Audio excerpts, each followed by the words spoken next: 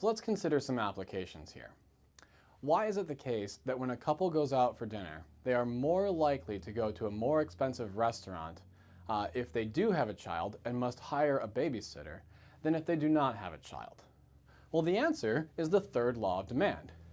Let's say that the babysitter costs $10 per hour. Whoops. Okay, and let's also suppose that the couple intends to stay out for 4 hours, and so the babysitter's total cost would be equal to $40. And this $40 must be paid to the babysitter no matter what the couple decides to do. Let's say that dinner at a less expensive restaurant costs, I don't know, $50. So option 1. $50 for dinner. Okay? At a more expensive restaurant or a fancier restaurant, dinner might cost $100.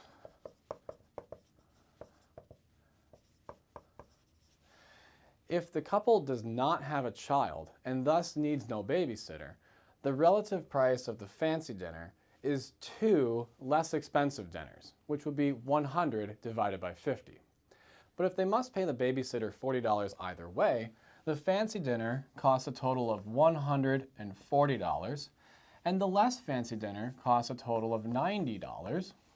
And so the relative price is now only 1.56.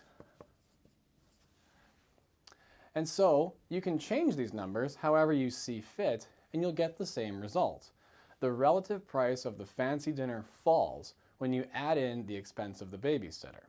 So what we should predict is that couples who have a child are less likely to go on dates because dates are more expensive, but they're more likely to go on expensive dates rather than cheaper dates because the relative price of dating has fallen. This also holds true if the babysitter doesn't charge any money, as is the case when, for example, a grandparent serves as the babysitter. Put in the comments below why you think that's the case.